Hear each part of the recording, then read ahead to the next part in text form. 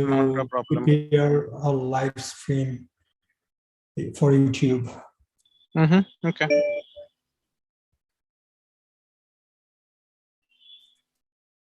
No problem. Prepare a live stream for YouTube. Okay.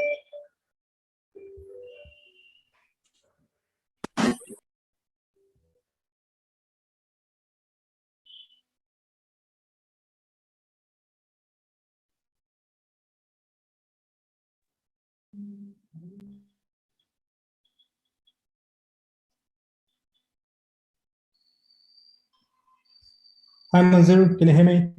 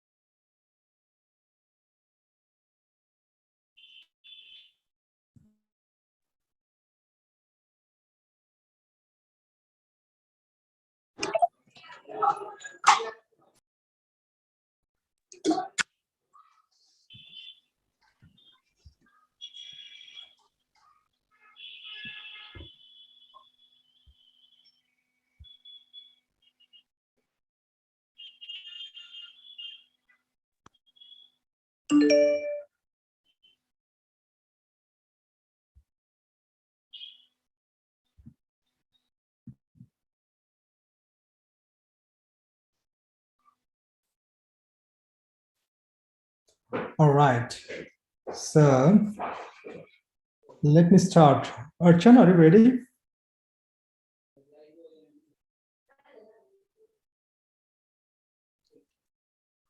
Archan, can you hear me?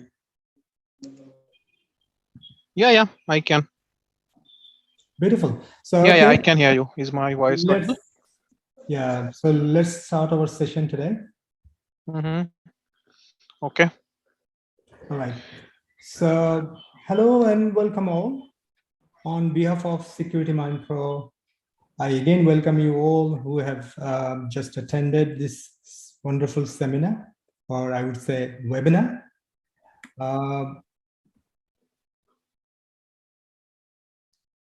Let me give you a little introduction about our guest, Mr. Archan Choudhury. Archan is a diverse security professional, started his career with Wipro, and then Unilever, and then Informatica, and finally with Amazon at this moment. And he's working as a CERT forensic engineer. What is CERT? CERT is Security Incident Response Team. So he's working there as a forensic engineer, right, Archan? Yep. Okay, cool. So without further ado, I would like to hand over to Archan to present his seminar titled Threat Hunting for a Security Analyst. Awesome. Thank you so much, MASHIHOOR, for the lovely introduction. So before I start, is there like, if I can know a little bit about like brief, like the people actually who have joined, what are their backgrounds? So like they are experienced professional or they are like starting their career in security ops. So probably that can help to utilize this 1 hour as much as we can. And please make it interactive so you guys can ask me any kind of question, any kind of suggestion that you might want to ask. Absolutely. Archan, the thing is, we have actually invited through our LinkedIn like professionals group. Over there are different categories are involved. For example, young university students, I would say cybersecurity enthusiast people, and working professionals and whatnot. So yeah, I would say definitely cybersecurity enthusiast people and cybersecurity working professionals as well. Because in Bangladesh, we have a very closed community where we kind of know each other, and we try to, being a security member, SecuritymindPro member, we try to engage people. We try to aware different cybersecurity aspect to different people, different groups, and we try to organize different webinars, and eventually trying to provide trainings to especially university students and Okay. working professionals who wants to move their career to cybersecurity. I Okay. would also Understood. request audience to like to introduce themselves, like where they are from, so that Archan can have a quick look in the chat. Yeah. Right? SOS এ অর্গানাইজেশনে না করতেছি, অর্গানাইজেশনে ভার্সিটির নাম দিতাম। And I would also request you to mute yourself. And for question answer session, actually after having the discussion with Archan, we would love to have a question answer session. And with me, I have Jasmine Nahar Jui, who is a co-host. She actually organized the question answer session after our main talk. Okay. All right, Archan? Yeah, cool. Okay. So yeah, I think probably we have quite a diverse audience. So yeah, so first let us understand like what is basically we are aiming for when we say like we are all defenders. Like, so my background, like almost 8 to 9 years I have been part of SOC, so I have seen different SOC, very conventional one, then the people who actually work in cloud. Like 3 4 years back, even I didn't have any knowledge on cloud. I do not know about like even see about cloud, right? So now things are evolving, things are changing. So SOC as a perspective now has different umbrellas. Okay. So there are specific roles which we, like most of the people, we are aware that we call is as like security analyst or like SOC analyst and stuff like that. So like the people who are just coming out of college, if you want to like shine your career in cybersecurity, so just make sure one thing, that the path you need to choose first. Okay, cybersecurity doesn't mean that always ethical hacking. Okay, it doesn't mean that you have to hack something, you have to break something out. So there are different aspect of it. Okay. um, I know like things what generally people do in terms of like ethical hacking, it might be giving you that kick that okay, I am an ethical hacker and I am probably writing a cool code to break something out or to hack someone and stuff like that. But real life cybersecurity doesn't work like that way. Um, so if you are interested, obviously, in the side of attacking, okay, so that we generally call as penetration testing or VAPT or red teaming engagement in the actual real life of organization perspective. So now if you are interested in that area, definitely you can go for, but there is a whole other area of cybersecurity that we call as defense. Okay.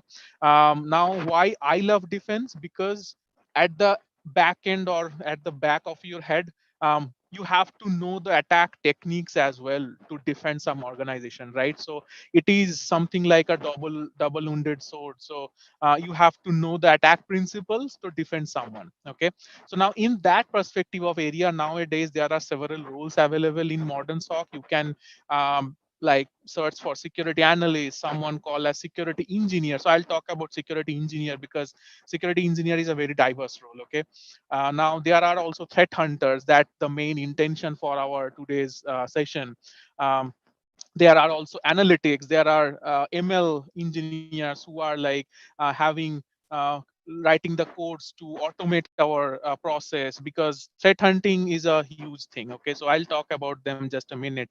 um, Now when I say that there are different aspects of defensive security, so I would always suggest that everyone who are interested in security, let's try from the very basic. Okay, try to be yourself in the SOC area or in the defense area at absolutely beginner level. So you could apply for any SOC L1 level job, even like SOC L0 level job, just to understand like how the architecture works, how the different culture works, um, how different system categorize in real life, and how you can actually feel an attack in an organization. Okay, so these are many different aspects, the way, the path that you should actually follow to get into the cybersecurity world. Now for someone who actually know some stuffs of cybersecurity, if I can tell you what does threat hunting means. Okay, so threat hunting is nothing, it's not about like searching an IP address, searching an hash, then searching something like that we call as IOC, like indicator of compromise. Okay, it's not all about that. So threat hunting is a modular approach by which you actually try to uncover the unknowns that your defense principle cannot catch. Okay, and you broader your defense aspect so that you build your topology, you build your architecture on different aspect and try to move away out of it. Okay, so now, so when you are going into the threat hunt model, so obviously you need to know what is threat hunt. Okay, so as I told you, hunting means like, let's begin from the English, general English. So what do we mean by hunt? Okay, hunt means going after something, right? So here threat hunting means we are going after a threat within an organization, that someone might be already doing something bad, and your defense principle is totally failing to block that. I think there is some noise coming at the back end. Okay, thank you for muting. um, so now, if we try to understand where actually threat hunt fits into your organization. So I was telling about, we have different kind of roles into the current like modern organization, right? We have uh, red teamers, that people do the pen testing, people who are actually involving in VAPT stuff, who are involved in ethical hacking. There is a team who is sitting at the corner of your organization, and they are trying to break stuff, so that from there your organization can learn something and they can be well prepared if an actual attack comes into your place. So that is a team. Okay, now we have something called defense people, that generally sits around defending whatever the attacks that is coming into your arsenal. Now threat hunt people are the correlation between red teamer and obviously the blue teamer. So there are also other teams. So I don't want to make the things complex for you, because there are also things called threat intelligence. There are also things called threat analytics, threat modeling, all those things. But let's not go in that deep shit. Okay. Now, if I want to say that where threat hunt actually fits, threat hunting fits in the beginning section or in the middle section, where your red people and blue people mixed all together. Okay. Um, Now you try to identify something, you try to build, or you assume that you have already been breached. Okay. Now, if I say that you have already assuming that, let's say, I'll give you a lame example. Okay, let's say today someone might have a flu infection or a influenza infection, or they are having symptom of those infections. Now let's assume that you are infected with influenza virus. Okay, now if I go to the doctor, so what doctor will do, if before even doing the checks, they will assume that you have been infected. Okay, so they will build some kind of theory in their mind, and they will try to treat yourself, and they will give you some exercises or some tests to identify whether actually you are infected with influenza or not, right? So this modem of version, or this momentum, we called as hypothesis. Okay, so where we think something has been already breached or something has been already bad or shit happening within your organization, and you are trying to prove it, whether it is actually an attack, whether an attacker is residing within your network, or even that's an like low level alarm that we call something like a false positive, like you are trying to identify something but that's not actually an attack. Okay, so here basically the threat hunt fits into our whole organization. Okay, so now when we talk about this threat hunt, so obviously there are some basic parameters, basic ideas that you need to grab in mind.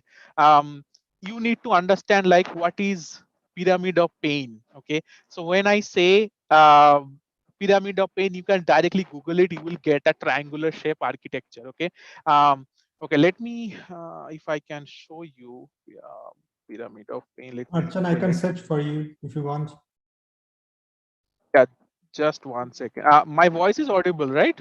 Yes, yes, clearly audible. And you can share your Yeah, screen yeah, if you want. yeah. Thanks. I'm just sharing 1 second.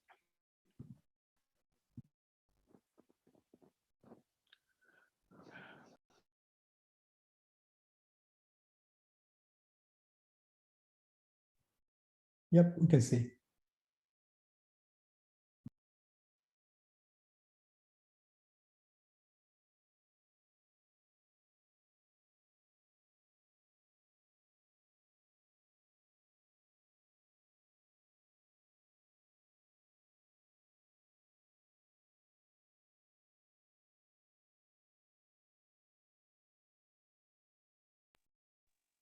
Archan, you are on mute.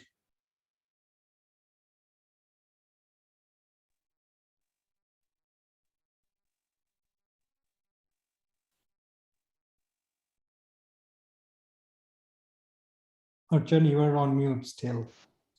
I don't know how that happened. Yep, Uh, now it's audible. okay, cool. Yeah, so what I was saying now, this is the general phenomenal that we generally follow, uh, like everywhere. Okay, where we are doing some threat hunt. Okay, so what does this architecture or this diagram means? Now, the bottom section is trivial. I'll say why it is trivial and why this thing is tough. There is a delta that is involved in every phases of this pyramid. Okay, now hash value, all might have known what is a hash. Okay, so a hash is nothing but like something like a cryptographic algorithm, or you can say like it's an algorithm based protocol by which you can prove fidelity of a integrity of any kind of source. Okay, now if you have something like a file or could be anything on your machine or anywhere, now hash value will be static until unless you change a single parameter within that particular file. That doesn't mean that you simply rename the file and it will change the hash. You have to change at, at least some portions that is written on the data layer of that particular binary or particular executable or file to change the hash value. Now, it is very much easy for us to identify because, as I'm saying, a hash will not change very often. If an attacker is attacking you with their tools, with their technologies, and they are not changing their tactics, so the hash value will be the same. So it is very trivial for us, for the hunters, if we can just try to identify a particular attacker. Let's say we talk about like any kind of ransomware groups that is currently active in the market, and we grab their hash values and we try to identify if there is any match of that particular hash value within our network. So that becomes easy job for us. That is the reason it is in the very bottom section of the pyramid. Now, if I go up, so there are something like domain names and IP address, which are falling into the simple and easy step. So why it is simple and easy step, and it is not something like a trivial, because it takes some kind of effort for you to at least register an IP address, okay, and to register a domain. Like you need to buy a domain, you need to go to some kind of service provider, like let's say GoDaddy or like Hostinger, and ask them, hey, give me a domain name. Okay, so that is, there are little bit of effort that is included within um, obviously within your process that you are doing. So that is the way we are not calling it as trivial. We are calling it some kind of like easy and simple process. Okay, for the even the attacker. Now, if I am trying to search again for like domain names or IP addresses within my network, whatever I have identified from any kind of attacker group, um, that is also some kind of easy step for me, right? So I can just make a query, make a search. Let's say 8.8.8 is a IP address that an attacker is using. That becomes easy job for me, right? So these three things are very easy, and whoever is doing the threat hunt, I'll call upon the threat hunt maturity model, what actually these things occurs and how these things goes down the road. But if someone is doing the exercises to identify these three factors, they generally call themselves in the lower level, like L0 level or L1 level of maturity on a threat hunt cycle. Okay, that doesn't mean that you are doing nothing. Okay, but you are still identifying, because you are trying to identify the intels. You are trying to identify what risk, what category is responsible for your organization, or what risk is responsible for your organization. So that is one way of doing the hunt. So now next step, which becomes very annoying, challenging, and tough. Now, why these things are annoying, challenging, and tough? Okay, so network and host artifact tools and TTP. So I'll cover the TTP at the last, because there are some convention that you need to follow. What does TTP means? But let's say you have something like a network or host artifact. Okay, so now here network and host artifact means there are beyond something, like it could be a protocol, it could be something like a file that got written into your PC, it could be some registry value that got changed, or it could be anything that the attacker tries to maintain their persistence, to maintain their presence within the machine, or even do some harm. Okay, so now identifying those things becomes very challenging for us or defenders. So here comes the important part of TTP. Okay, what do we mean by TTP? So it means tactic, technique, and procedure. Okay, so I'll give you again a very like common example. Let's say you have to go to hospital. Okay? Now that becomes your tactic. That means it is your goal. You have to go somewhere. You have to go to hospital. That becomes your tactic. Now, how you will go to hospital? Okay. So there are different. There could be different steps by which you can go to hospital. You can take a bus. You can take a rental car. You can drive yourself also. So that is called technique. Okay, by which you will cover the goal of your basically you will cover the goal. That is called your technique. Okay, and the last thing is called procedure. So procedure means, if you are, let's say if you are driving a car, now what type of car you will be driving, whether you will be driving automatic car, or you will be driving a manual car, or the car is right-handed or left-handed. So that's the minute details of each and every step is called as procedure. Okay, so now here, if we can map it with the attacker perspective, so let's say the tactic of an attacker is to breach or is to gain access into any kind of banking system. Okay, that becomes their tactic. Now technique, there could be several different techniques that they generally follow. So there is another website that we generally follow. So now let me share this screen here. If we go to MITRE,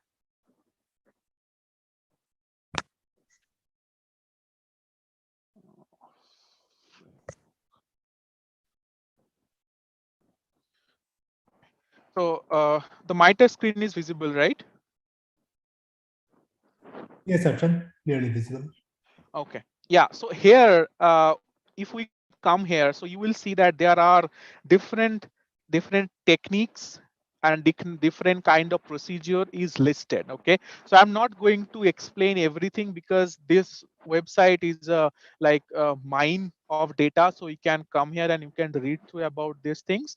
But let's assume that you want to do some reconnaissance. That means you want to gather information about your host, that the host is basically trying to do. Okay, so there are different procedure to do that. Okay, you can do active scanning. That means, let's say you can fire up a nmap scan to gather information about your host. Okay, you can do social engineering. Let's say my name is Archan, right, and I am quite active on LinkedIn. So I haven't provided any data about myself before this presentation, but uh, you guys got already, you guys know about myself, right, from where I work, what is my past experience, from where I am coming. So gathering, after gathering all of those information from either like social media or like open intelligence, there could be attack that can be framed against me. Okay, so that's the thing we called as social engineering. So if you are targeting a big shot of an organization, let's say you are targeting some like your boss's boss. Okay, it could be a C-level executive that we call like CEO, CTO, COO, those kind of people.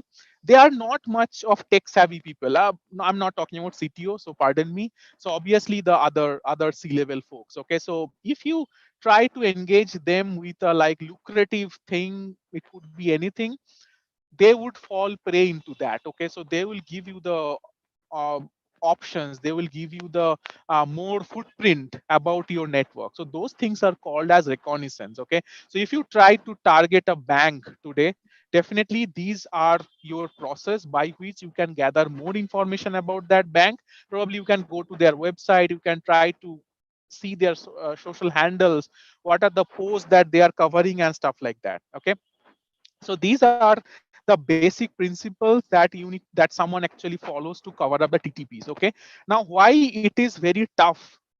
Now think from a defender perspective. An attacker can come from any region, they can come from any motive. Okay, and they can use any tools, any number of procedures to attack you.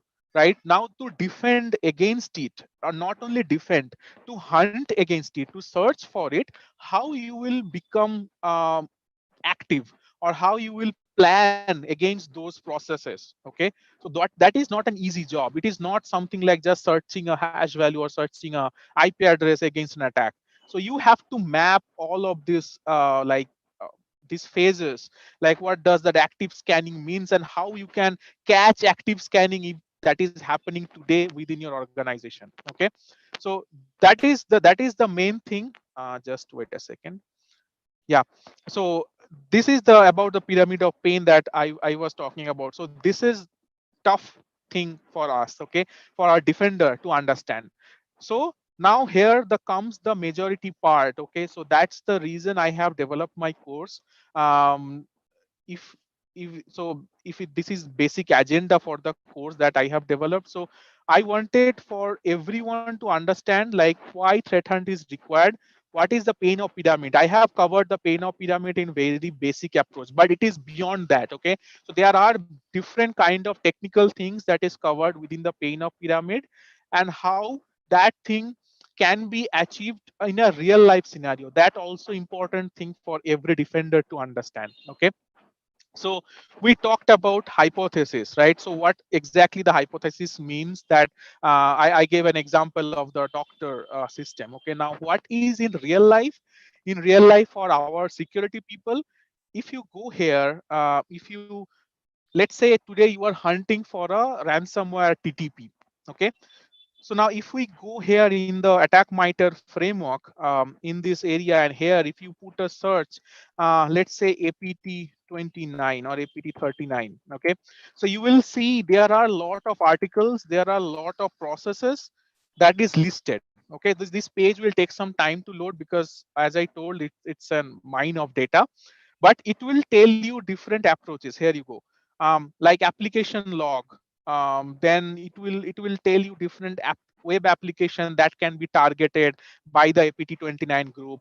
What are the different aspect of it, how they operate, what are the different mode of agenda for them. Okay, now from here, after doing all of those research, what you need to do, you need to come to a conclusion that if we want to, let's say, hunt for a tool, let's call mimicat. Okay, let's assume that APT29 uses mimi dogs, not mimi cats, which actually extract extract your stored credential from the LSAS memory. So I am not going deep dive into that, but let's assume that it extracts something from your machine, which can be leveraged to bypass your login credential that you have stored, or that you have by which you log into your PC. Okay.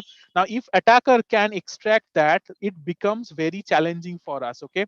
So it becomes trivial, it becomes interesting, and it not only interesting, it also gives you that kind of goosebump that how I can map it, how I can search for it. Okay. How I can make a logic query to run against my SIM. SIM means security event or incident management solution, whatever you may call, which stores all of your logs, perform the correlation, and give you some data. Now, we have bunch of SIEMs available like Elastic Stack, we have then Splunk, we have QRadar, and all of those tools. Now, if you want to identify and map a particular TTP to actionable query, and all of those planning comes into picture, right? So that's called the building of hypothesis and building of the plan of the threat hunt process. Okay. So if I go back to the my agenda that on which I prepared the course, so obviously you need to, after once you understood about the basics about the threat hunt, how it is done, why it is done, we understand. Yeah, someone told something. It's all Okay, I good. think. Archan, continue. Okay, I Yes. think, yeah, I think there was a noise. Okay, no worries. So yeah, so now once you have understood about the MITRE framework, about usage of this particular hunt or any kind of hunt that you are planning today, you need to prepare yourself for doing the hunt. Okay, so for that reason, you need to create your hunting loop. Okay, so you can even, if you come here in the Google, you can search for something like hunting loop. Okay, threat hunting loop, you will see a lot of images. So in my course, I have created a particular threat hunting loop for very specific from my experience, but here I just want to show the common things that every people follow in their organization. But this is not everything, we have things beyond that. Okay, but here in the threat hunting loop, as I told, first you need to create your hypothesis, then you need to build those hypotheses and make the investigation. um, just 1 second, huh? Give me 1 second.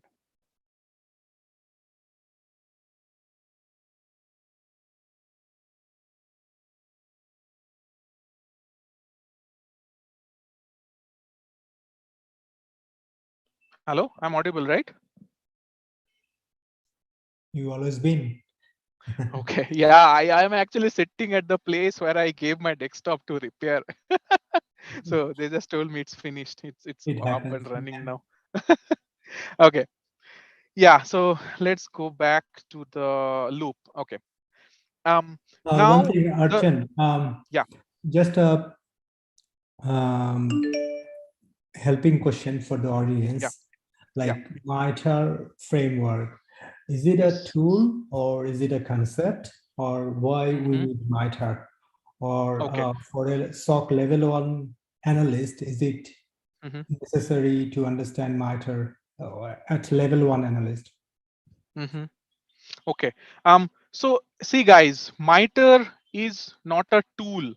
It's basically an organization. Okay. So MITRE attack is an organization which keep on giving you information about the attackers. Okay. Similarly, we have something called defend MITRE as well. Okay. So which is recently launched, but we generally focused on attack MITRE. So now what is attack MITRE? It's basically an organization which gives you concept about different kind of attack methodology, different kind of attack principles, different kind of attack groups, and all of their processes that they can leverage to attack your organization. Okay, so the website that I was showing you, how as an L1 analyst, or maybe who is trying to get into the industry or just make a job as an L1 analyst in the SOC, how you can leverage that.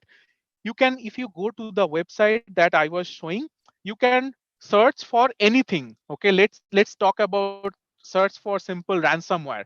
Okay, if you just search for ransomware, you will see that what all different kinds of ransomware probably active currently in the market. You can read about them, not only read about their theory, the website will give you their attack methodology. Okay, so it is something like a correlation tool which gives us the baseline to create any defense principle for us. So does that answer? Yes, perfect. Thank you. Cool. Okay. Do we have any follow-up question, or shall I continue? Yes, please continue. Actually, we are taking Oh, all the questions. okay. So Sure, sure. probably You after your covered at the main, page. yeah, Sure. after the main discussion, our another co-host will address those things. Sure, Thanks. sure. Okay. Okay. So my threat hunting loop screen is visible, right? Yep. Okay. Yeah. So we talked about like building the hypothesis, like creating the plan against which you are now hunting. Now, after that, you need to identify what tools, what techniques by which you will actually plan those hypotheses. Okay, so if I go back to the example of a doctor who has assumed that you have been infected by influenza, they will use some tools. They will give you some prescription or like something called um, uh, test. Okay, now if you go to the test center, obviously they will use some tools, they will use some gadgets, some electronic devices to make your test, right? So that is the process where we actually come and identify what all tools that we need to perform this hypothesis. Let's say if you build a hypothesis for hunting a ransomware gang, let's say Grand Crab or something like Evil, those are ransomware gangs. Okay, now if you want to perform a hunt against them, you need to identify what all tools you have in your arsenal. You could have a SIM, or you could simply have an EDR solution that we called as like um, advanced version of an antivirus solution, which has like lot of capability within them, like layman term. Mm. Now, after you have identified all those tools, you need to go back to uncover new patterns of your TTP. Here comes the main interesting part, to go and research on your Mitre framework, that what all the different things that you can literally identify, like what is happening, what all those things are important for us, and how you can basically convert this hypothesis to a working logic. Because I can say that ransomware makes like all file encrypted into my system, and my hypothesis is I will try to identify um, multiple number of file encryption within a small amount of time. That's my hypothesis. Now, if I want to make this hypothesis to a Splunk query, or let's say like a query which can run against my SIM tool, I need to read through the TTPs, right? I need to understand what changes that ransomware makes in the nitty-gritty portion of the logs. Okay, how I can probably baseline the data and understand, like if I am using, let's say, I'll just tell you one example, like conhost.txt is a process which resides within the Windows system, which is responsible for making any kind of encryption process. Now, there could be also use case that a user is using 7-zip and they are simply encrypting the data using any kind of PAES algorithm or SHA algorithm. That is not a ransomware infection, right?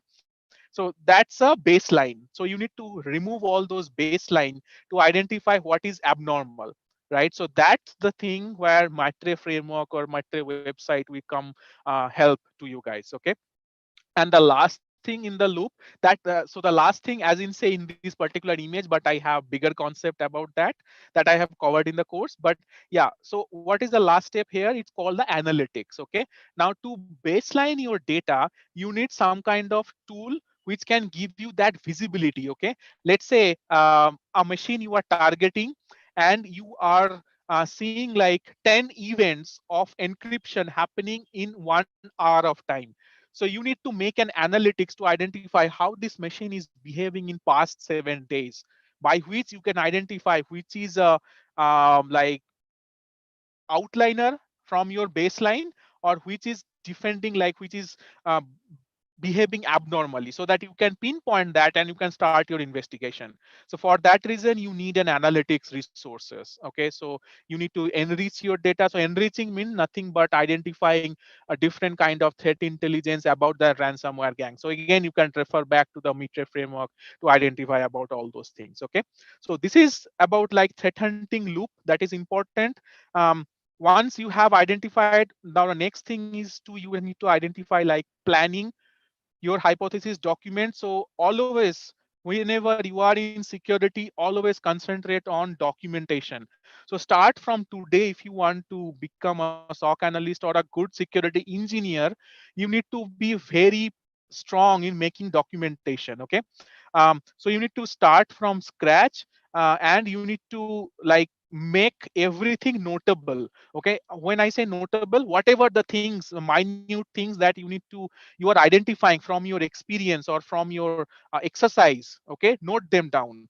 Note them down into a Word document, so that you make good assumption of your documentation, because in documentation, that is very like in real life, it is very important to not only for your own experience but to remember, but also to show others that what all you have identified. Okay, so start from the beginning, make a good plan of your hunting process, why you are hunting, on what logic you are going to hunt, what is your scope of hunting.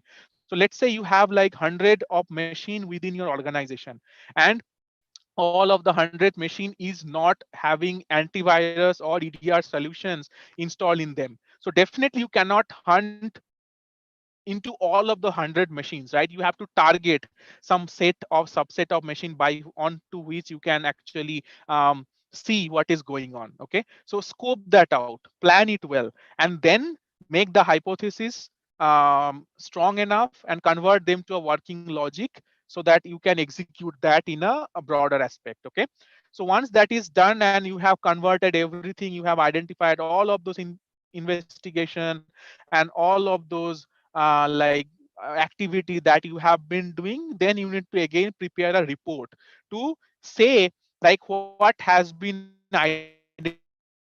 identified, and if your hypothesis is true. Now it is test. Okay, so your report will come, right? And based on the report, you will go to the doctor, and doctor will say whether the assumption of having you infected in influenza, whether it's a true one, like it's a true positive or it's a false positive. The same thing will happen for us as well. If you are assuming you are breached by a ransomware, after hunting, if you haven't identified anything, your hypothesis becomes false. That doesn't mean that your effect or your exercise or your potential, whatever you have gone through, that went in vain. It becomes very crucial for the management also, that you try to identify something, but there is nothing that is hiding from the normal eye that you cannot see, or your defense mechanism cannot see. So like that way, you can gain trust also within your higher management, that you are going above and beyond to identify what is going on, and you are trying to build your defense capability more mature way. Okay, so this is like overall process. And in my course, I have shown like doing the real hunt of like ransomware TTP, that the example that I was giving, and I have given some example of PowerShell abuse, how you can hunt them. I have used Elasticsearch, and obviously cloud is a bigger state, right? So if the people who are interested to learn cloud, there is also a test that I have planned in AWS Cloud Trail Hunting. It's a programmatic way. Okay, so first two I have shown in the linear way, where I have used Elasticsearch as a SIM tool. I have used like analytics engine to baseline my data, and then to actually went to show what is happening and how the baseline is deviating, and then try to identify the actual root cause. Okay, but the last one was the programmatic, where I have used something called Jupyter Notebook. If you are doing, if you someone is from the programming background, probably you guys know better than me what is Jupyter. You can write different codes like Python codes, different kind of Lambda functions, different kind of VB script within that, and you can run it in the programmatic way within your web browser. Okay, so that is the last thing that I have shown. In your Linux system, how you can run the query within a web browser, and the data will be available to you also following the same principle. So yeah, so this is the course that I have built, and like overall in a nutshell, this is the things that I wanted to cover. I know like 1 hour time is like nothing to cover, but yeah, so I think it's some kind of helpful that to identify and understand what does threat hunting means and what actually threat hunter does. Okay, so obviously in your organization, if you are planning a threat hunt operation, plan well, like first build a proper organization structure, like who all will be doing the threat hunt, how many hunts per month, that we also call as threat calendar, that you need to build within your organization and stuff like that, and then you approve it from your management and then go ahead from that area. So I think, yeah, that's pretty much it from my side. Now probably we can take up the question. I think there will be many, but yeah.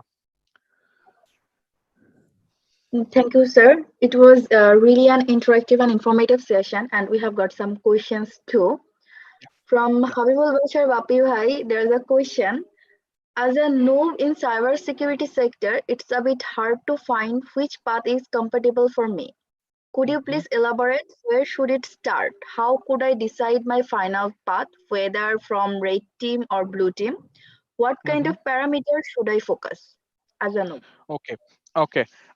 So see, nowadays you will see that there are a lot of platforms, okay, um, which are providing you the real life example for doing the both side of activity. So if you see them, like let's consider about something like um, I forgot the platform name, Hack Let's the Box. Okay, yeah, something like Hack the Box or Try Hack Me. Those are the platforms which actually gives you the option to hack something, okay, from your experience to hack something out.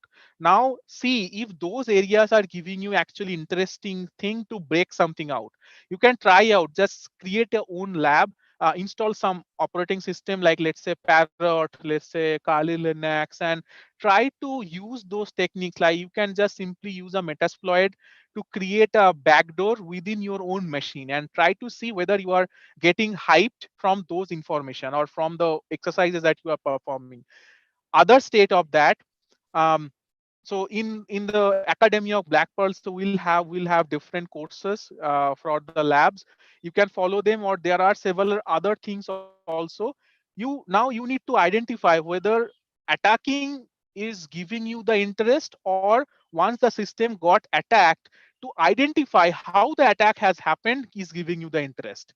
Okay, so you can try out something like, let's infect your machine with a ransomware. Okay, now let's try to grab the security logs, system event logs, PowerShell log, whatever logs you might be having within your system. Okay, and try to open that in Excel. Nothing, don't need any sim, you don't need any other like fancy solution. Try to identify if you can map from where you have identified or downloaded that malware and executed that malware, and you can see the changes that has happened within your machine. If that backtracking process is giving you the interest, so obviously you are a blue teamer, right? So that's the thing you need to practice, and you need to get into a deep dive. So nowadays most of the theory is obsoleted, so as much as practical you do from your hands-on experience, as much as live test, as much as lab you do, you will become beneficial for you, and definitely you will identify what path is like lucrative for you. Thank you, sir. There's another question of similar way, like it's about also about roadmap from Sadia and Sifat. For a non-IT background student, what could be their roadmap for non-IT student? Okay. um Okay, so so for the non-IT student first, you need to have a very basic and very solid understanding about the computer systems. Okay, how the operating system works, what are the different hardware that is relevant for a computer system. So basically, you can probably do a crash course on YouTube or anywhere. Try to identify the free resources. Don't go for anything like high paid solutions. You can try out something free courses, or if you try to see like very minor amount you can give to any organization. Okay, now you need to get a very solid understanding of the operating system, how it working, how the computer peripherals are working, what are the different components of them, how a memory works, how RAM works, how CPU works. All those things are important for a non-IT person to understand. Once you understand that, now comes the next part where you need to understand about networking. Okay, how the networking works, like IPv4 address, IPv6 address.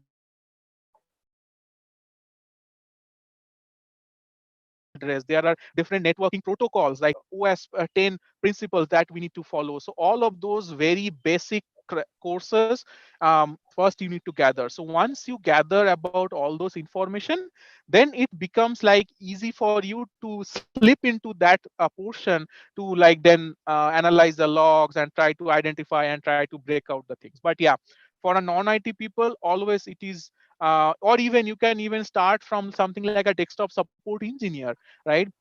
Who actually perform the troubleshooting to identify what is happening within the Windows machine, within a Mac machine or Linux machine. From there, you will get a lot of experience. So I have worked with like more people, hell lot of people who are from 5 to 6 years of experience from coming from Windows support or desktop support background. They are jumping into the cyber security and they are getting the job very easy because they know those principles. They know the operating system hardware better than me, so they can defend it. Okay, so yeah, so that's the roadmap. Thank you, sir. Then another question from Azimuddin. How can I start threat hunting step by step? Any training platform or playlist except your channel, Black Pearl? It have some playlist with Jupyter. I think sir has already answered this question, like try hack me, hack the box, our channels. So do you want to add anything more? No, I don't think in much specific way, because threat hunting, you will see a lot of platforms where they actually say the threat hunting, but you will not get actual experience. So why I started the threat hunting, because the way actually threat hunt gets done in the organization is very different from the things that we see in the open internet. Okay, so you can follow that.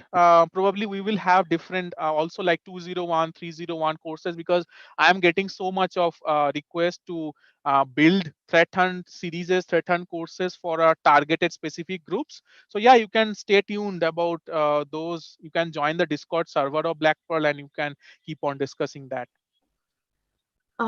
Another question from Binti Ansari Shantona. How to express technical and psychological qualities to show your compatibility for a job? In short, suggestions or any advice to ace interviews? Oh, okay. It's kind of a tricky question for me. Yes. Um, Archan, just to add, this is your yeah. fourth innings, as you said. So you must have known these things very clearly, isn't it? I know, because my experience is very like it very adverse. So so far I have faced the most challenging interview in my current job role that I am having. um but yeah, even like after having like 8 to 9 years of experience, they like literally killed me in my interviews, like from the technical aspect of things. So if you are going deep, or if you are trying to apply for a job in a defense role, um or or like a sock role, okay, always concentrate on a technical approach. Okay, so and also remember, the interviewer, also try to gather some information about the interviewer, do some social engineering about them, what are their interests, on what topics that they are reading, what posts they are posting. Okay, you will get a lot of information about them even from LinkedIn itself. Okay, and also remember, the interviewer will not have very depth knowledge every time on a particular question that they are asking. Okay, so always be confident about a particular concept that you are explaining. If someone asks you um, that how you can perform a scanning, or how you can identify mimikatz that is active on your internet. Okay, so do some basic practice on hands-on experience. Okay, so you will amazed to see the difference between only knowing the theory and only or having the practical. Because once the interviewers start peeling the onion rings, na, if you know the practicals, you can track it very easily, and they will be amazed to see that you know the technical things. So in my interviews, because my more like forte is doing the forensics, so they have asked me different or several questions like, hey, how you can perform uh, memory analysis for a ransomware incident where the machine got infected and the machine itself is not booting. Okay, now I had the experience for handling ransomware incident from my past background, and even I do not restrict myself whatever my office is giving me. I try to make the lab, I try to make the infection on my own lab, and then I try to pull the data out of my own interest. So that gives me huge visibility to understand how things occurs and how I can bypass those single loops to identify what is going on. So practical things, very, very important in your real life and like cracking the interviews.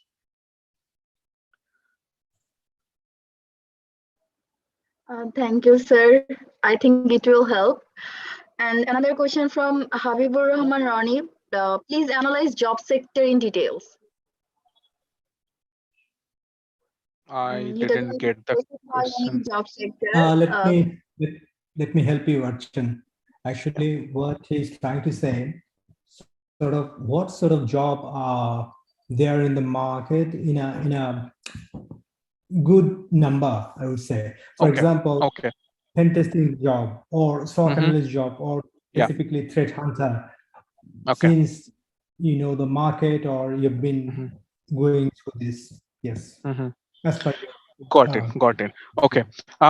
So market is always high for the SOC analyst or security engineers. Okay, so if you are as a fresher and if you are trying to look out for a job, I would say that try for the defense role, and which can give you like L1 or L2 level of experience, because it's easy to get a job with limited number of experience or limited amount of practical knowledge. Now if you are trying to crack a threat hunt role or a red teaming role, those things are really very technical. Okay, until unless you work on a regular basis on defensing role, analyzing the logs, you will not get a good amount of clarity. Okay, also those positions are not so open the way that we see like SOC analyst, security engineers are open in the market right now. Okay, so once you have like spent at least 2-3 years of experience of analyzing the logs, and you can tell yourself that, hey, I can read a log something like an English language. Okay, give me a log of like something like a Cisco firewall, and I can tell you like what is the source address, destination address, protocol, everything just by snapping of a finger, right? So that kind of confidence you want to build, so you need to go to the defense sector and start from the L1 and L0 analyst. So there you will get a good understanding what is happening. Then obviously you can switch your role anywhere from like hunt, like doing forensics, incident response, and whatnot.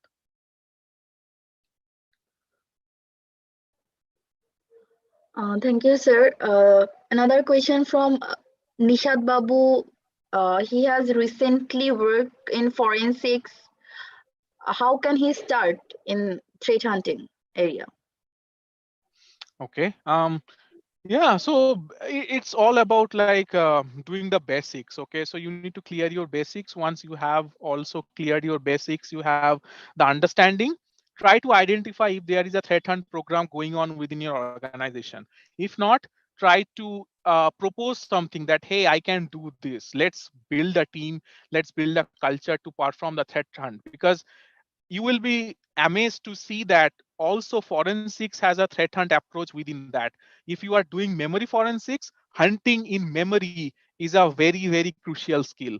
So I am working on a content which is called like memory forensics for incident responder, which is a master class. There I will show you how basically in the case studies you can go and deep dive hunt malware within a memory and in a scalar process. So that's also will be interesting for you. Okay, always remember, nowadays like conventional forensics are gone. Okay, so remote forensics, doing the quick triage, automation of the forensics works, memory forensics, all those things are majority important for us. So yeah, so we need to focus on them, and then you can definitely go ahead and create different loops from like forensics to threat hunt.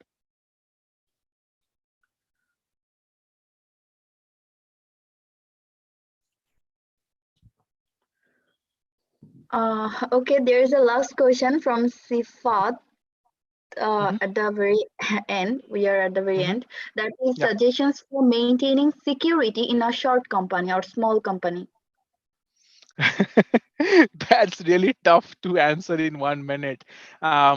So maintaining security means different aspects. So it depends on what kind of industry you are in, what kind of risk that you are having. Then you need to build up your defense strategy. As I told there, if you are working on, let's say, a startup which works on application or developing a Android application, so you need to focus on AppSec. Okay, now if you are working on a startup which probably works on kitchen stuff or like food delivery market and all those things, you need to focus on cash register or the risk which are relevant for any kind of recipe based system. You need to identify which attacker try to steal your recipe and make the profit out of it, or which attacker tries to attack your cash system or point of sale system to break into your organization. So it varies very vastly what kind of organization you are in and what are your risk factor that you are sitting on. And based on that, definitely you can plan out and you can create a very broader approach, border planning, and then make your org safe. But yeah, no org is safe nowadays, because attacker will keep on attacking you, and yeah, it's the that round robin kind of scenario, right? If the attacker is not attacking, what the hell we guys will do? Thank you, sir. Another question. This that was not the last question. We have got another question that is from Habibul Bashar Bappi. Mhm. Do we need any vendor certificate to kickstart our journey? No, not absolutely required. So I fully oppose certification, because not only they are highly priced, but also they most of the time they do not give you proper training, proper guidance or knowledge that you are actually going after. Rather, make yourself to try identify the courses which are available with a very like minimal price to you or even free, and then try to apply those knowledges into your own lab, make the practical, and then stand out. Okay, you can even tell and make your resume and tell that I have worked on this particular project, rather highlighting I have done like 7 certification. And if you go into the interview, you cannot explain, that doesn't make any sense. But if you have worked on a personal project and if you have tried something, mention that, so that will become helpful for you to crack a job. And Archan, just a quick question again. Would you please tell us about LinkedIn profile maintenance, like how to build a good portfolio on LinkedIn, Mhm. or does it really help? And how Yes. it helps to get a good job and quicker job? So yeah, always, because see, at the very starting level, like an L1 or L2 level, might be it is not might be so much of like influential to have a good profile. But once you mature, because it, so let's see, like if you have like 2 3 years of experience, it is hard for you to get the job as for freshers, right? So your expectation will go high, the roles responsibilities will become bigger, and the role will also get very less, okay, very conjuncted. So what you can do, you can maintain a good like connection. So always connect with the people who are actually good minded, who are ready to help, who are posting constant updates on security things. So do not follow the people who are actually copy pasting the stuff from others and just pasting just to gain some followers, but rather focus on those people who are actually trying to help the industry and help the folks from their own personal experience. Okay, so you will see that there are different people who also I follow.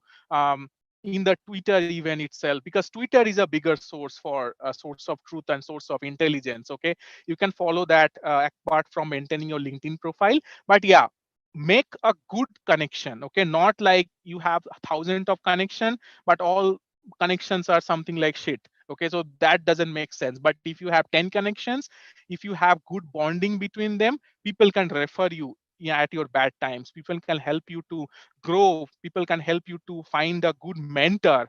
And you both can learn. Okay, so if you have a like group of like 10 people and you guys are learning one each at a time, so both all of the people can be helpful. Okay, and try to post your like experience, whatever you have learned on the LinkedIn. So it is not about like flaunting what you are doing, but it will attract the engagement of the recruiters also, that hey, this guy is doing something. Okay, so before even going, I also, if I take an interview, I also search for the personal particular candidate in the LinkedIn. And if I say this person is doing like several things, he have posted several technical aspect, okay, I'll step down, I'll go back a little step, and I'll do a refresher for myself, so that I can ask him good questions, so that it's not kind of it's kind of a win-win for both of us. Absolutely, Archan. Yeah. Thanks for the good Yep. insights. Yep. So I believe we are at the end of the session. Yeah. We do not have any more questions so far. So on behalf of SecuritymindPro, on behalf of my team, I thank you very much, Archan, for your valuable time. Not a problem. Hopefully I will invite you again and we'll have another discussion, probably threat hunting 102, right? Yeah, sure. And Yeah, definitely. with your fantastic advanced, intermediate to advanced courses. And hopefully we'll have multiple sessions in future. Yeah, sure thing. Also, folks can hop on to the Discord server, where we can keep on discussing about like different technical stuffs and different other things about like upcoming courses also. And if you have any suggestions, or even if you want to contribute to the community to make a course for on behalf of Black Pearl, always feel free to pitch in and join the Discord server. We can keep discussing that. Sure. Archan, could you please paste the Discord server link on the Zoom? Yeah, just 1 second. And your Black Pearl's website as well. Yeah, 1 second. Okay. Just give me 1 minute. Let me try to find it, because Discord is not loading in my office laptop. But yeah, just 1 second. Let me try out the link.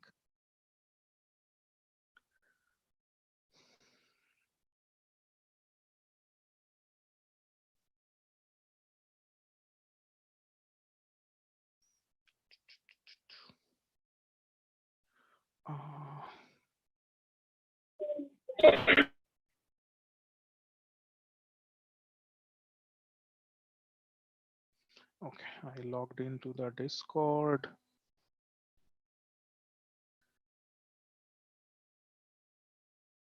Photos. Okay, got it. Copy.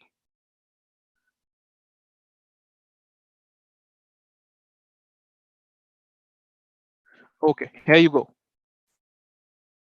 Yep, we've got it. Thank you very much, Archan. I will be the first person to join, hopefully. Awesome. Yeah, I got it, the notification. Thank you so much. Yeah, I hope the talk was useful. But yeah, we can have future sessions as well. Thank you. Thank you very much. And thank you, wonderful audience. Hope we will have multiple seminar and webinars with Archan or with DFIR team in future. Thank you very much. Sure thing. Okay, guys. Talk to you later then. Bye-bye.